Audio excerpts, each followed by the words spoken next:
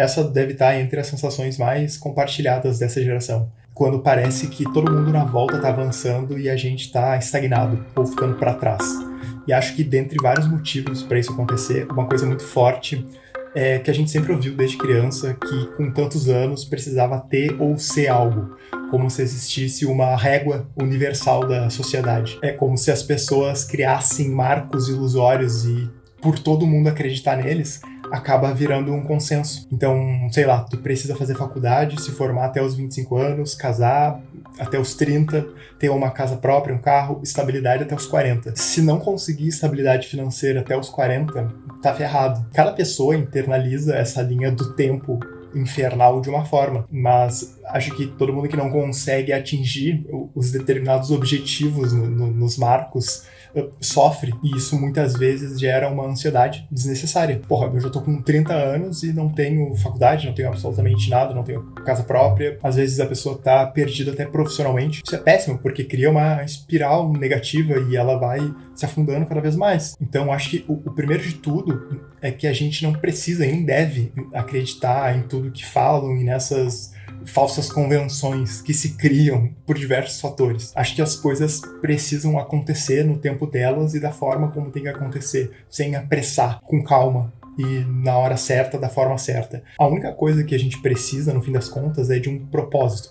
Tentar simplificar ao máximo tudo e pensar em uma única coisa, só uma, que é o nosso propósito. Eu separei 3 condições, digamos assim, e eu acho que nos causa esse tipo de ansiedade. A primeira é o lance da régua universal social. A segunda é a comparação seletiva. Isso é quase unanimidade, todo mundo já fez em algum momento, que é se comparar com quem já está há muito tempo construindo algo. E as redes sociais contribuem muito para isso, só que elas só mostram a conquista. Ninguém posta foto falando que se ferrou ou que não passou em uma prova, que foi feito de idiota. Quando faz isso, as pessoas também tendem a achar que é vitimismo, então tem um outro lado de interpretação. Mas como é um consenso coletivo e natural do que elas querem consumir, as pessoas preferem as coisas boas, né?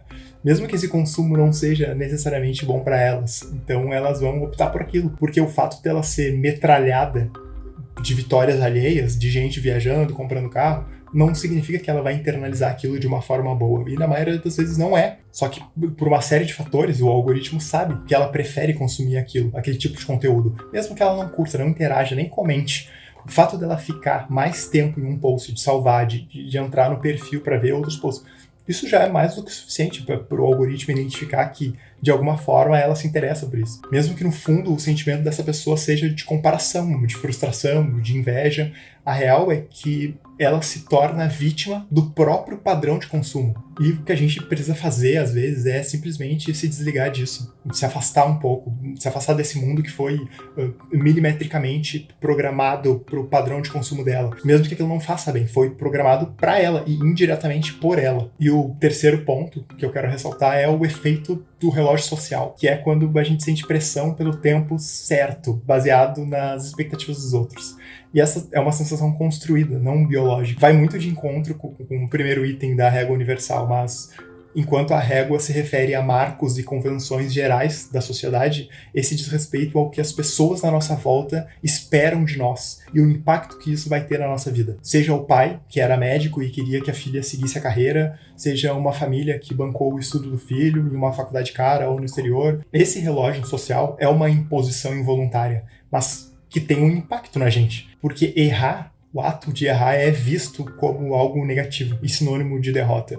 Então, a pessoa errar a escolha da faculdade, sei lá, cursou às vezes 6 semestres de uma faculdade, viu que aquilo não era para ela e resolve desistir. Não interessa, por quem tá de fora e não tem o contexto, vai ser visto como, às vezes, descaso, negligência, ou que, não quer nada com nada, só quer viver a vida. A verdade é que ninguém no mundo sabe mais da nossa vida e sobre o que a gente sente do que nós mesmos. Então, por mais difícil que seja, foda-se, sabe? Ninguém merece se martirizar e pagar os pecados por uma expectativa que criaram em cima da gente.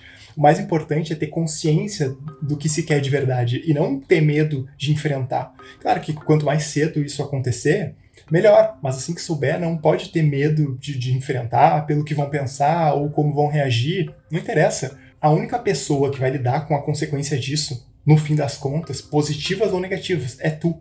absolutamente tu e só tu. Mas a família sofre junto. Cara, não é assim. Ninguém vai lidar internamente mais do que tu. Absolutamente ninguém, no mundo inteiro. Tuas escolhas, tua vida, tua responsabilidade e o teu sofrimento. E a tua vitória. E como é um assunto delicado, e para não ser totalmente negativo, eu pensei em algo que pudesse ajudar as pessoas, baseado nas minhas experiências, algo que me ajuda.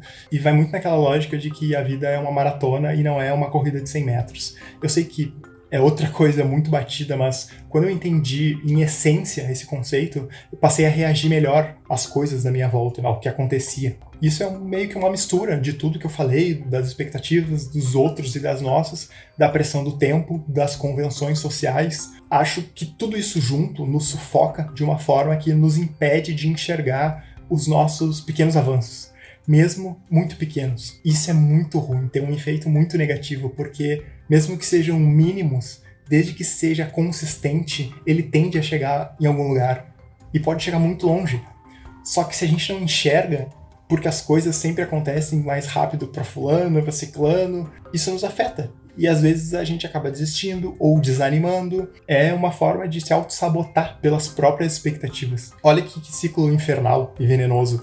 Às vezes a gente encontra o caminho certo, tá seguindo por ele, mas por conta de tudo isso que acontece na nossa volta, que querendo ou não tem um impacto na nossa vida, pode ser a pessoa mais autossuficiente e impenetrável no mundo. Tu é um ser humano e as coisas afetam. Se eu pudesse dar uma única dica para tentar ajudar com tudo isso, seria comemorar as pequenas vitórias. Pode ser a coisa mais singela do mundo, como acordar 1 hora mais cedo todos os dias por uma semana. Não importa, isso é uma vitória, porque com essa 1 hora a mais, tu pode passar a ser mais produtivo. Daqui a pouco pode virar 1 hora e meia, 2 horas, até que tu cria um hábito de verdade. E quando chega nesse ponto, não tem quem te segure, ou que te impeça, ou te continuar progredindo. É daí pra frente. E é isso que a gente tem que fazer. Focar em nós mesmos, ter um propósito e comemorar as pequenas vitórias. É isso. Falou, abraço.